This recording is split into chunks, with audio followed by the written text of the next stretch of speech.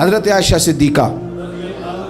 رضی اللہ تعالیٰ عنہ فرماتی ہیں ایک عورت تھی اور اسے نبی پاک صلی اللہ تعالیٰ علیہ وسلم نے وہ کلمہ پڑھ کے مسلمان ہوئی، مدینہ طیبہ آ گئی تو حضور نے مسجد نبوی شریف میں اس کے لیے مکان،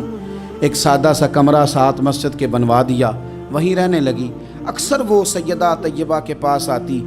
تو حضرت عائشہ صدیقہ رضی اللہ تعالیٰ عنہ فرماتی ہیں وہ بڑی باتیں سناتی اور آخر میں کہتی وہ ہار والا دن بھی بڑا عجیب دن تھا اور میرے رب کی قدرتوں کا دن تھا، وہ بھی بڑا عجیب دن تھا۔ سیدہ عائشہ صدیقہ رضی اللہ تعالیٰ عنہ ایک دن فرمانے لگی کہ تو ہار والے دن کا بڑا ذکر کرتی ہے، وہ کیا دن تھا؟ تو خاتون کہنے لگی اماں جی وہ دن تھا جب میرے رب پر بھروسہ اور مضبوط ہو گیا،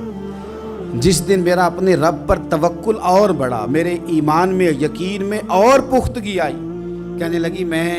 ایک گھر کی کنیز تھی، نوکرانی تھی،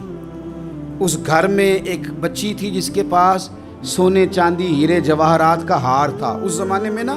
چمڑے کے اوپر لوگ ہیرے جواہرات لگاتے تھے، کئی دفعہ سرخ رنگ کے چمڑے پہ لگائے جاتے تھے، وہ بچی پہنتی تھی تو کہتی ہوں بچی کے اس نے اتار کے رکھا یا اس سے گرا وہ ہار تو چیل اسے اٹھا کے لے گئی گوشت سمجھ کے اور میرے سامنے اٹھا کے لے گئی۔ گھر والوں نے مجھ سے پوچھا، یہ بخاری میں موجود ہے، گھر والوں نے پوچھا مجھ سے کہ وہ ہار کہاں ہے تو میں نے کہا چیل اٹھا کے لے گئی۔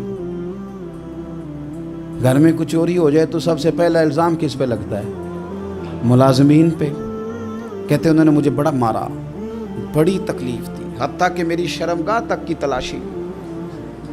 میری عزت اتنی خراب کی میں بتا نہیں سکتی۔ میں نے اپنی زندگی میں ایک واقعہ دیکھا، ایک امیر گھر میں چوری ہو گئی، ملازم کو اتنا مارا کہ وہ چارپائی پہ پڑ گیا، پولیس والوں سے اتنی مار پروائی گئی کہ وہ بیچارہ چارپائی پہ پڑ گیا اور پھر وہ اتنا بیمار ہوا اور کچھ دنوں کے بعد پتہ چل گیا کہ چور تو اپنا بیٹا ہے ان کا، پھر اس کا انتقال ہو گیا۔ اب وہ سیٹھ صاحب اور گھر والے آ کے مرنے والے کے کان میں معافیاں مانگ رہے ہیں، کان میں۔ تو میں نے ان سے پھر کہا تھا کہ یہ تو اب چلا گیا ہے، تمہارا زور چلتا تھا نا تو تم نے قانون خریدا اور تم نے اسے جتنا ہو سکا تم نے اسے مار پڑوائی، تمہارے پاس جو عدالتیں تھیں تم نے وہاں کارروائی کی، اب ایک عدالت قیامت کے دن لگے گی۔ یہ کمزور تھا نا، کچھ کر نہیں سکا۔ میرے نبی پاک صلی اللہ علیہ وسلم نے فرمایا سن لو، اگر سینگ والی بکری نے بغیر سینگ والی بکری کو تکلیف دی ہوگی نا تو قیامت کے دن اسے بھی بدلہ دینا پڑے گا کہ تیرے پاس سینگ تھے اور تو نے اسے مارا تھا۔ وہ خاتون عرض کرتی ہے سیدہ عائشہ کی خدمت میں کہ مجھے بڑا مارا، مجھے تکلیف دی، میں کہہ رہی تھی کہ میرے سامنے چیل لے گئی ہے پر وہ نہیں مان رہے تھے، اماں جی انہوں نے مجھے بڑا مارا۔ حضرت عائشہ صدیقہ کہتی ہیں پھر کیا ہوا؟ کہنے لگی اماں جی جب کوئی میرا مددگار نہ رہا، مجھے تکلیف دے رہے تھے، رسوا کر رہے تھے، تو میں نے اپنے رب سے مدد چاہی، میرے رب کی طرف میں نے توجہ کی، میں نے کہا مالک اب تو ہی میرا مددگار ہے۔ کہتی ہے وہ مجھے مار رہے تھے تو وہ چیل جو ہار لے گئی تھی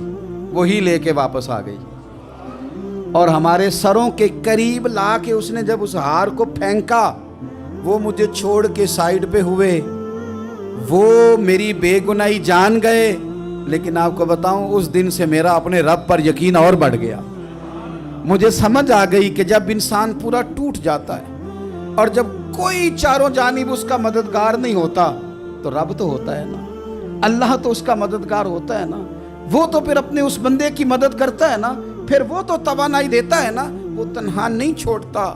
وہ تو آنسوؤں والوں کے آنسوؤں پہ بڑا کرم فرماتا ہے، وہ تو قسم پرسی میں آ جاتا ہے، اس کی رحمت بڑھ کے استقبال کر لیتی ہے۔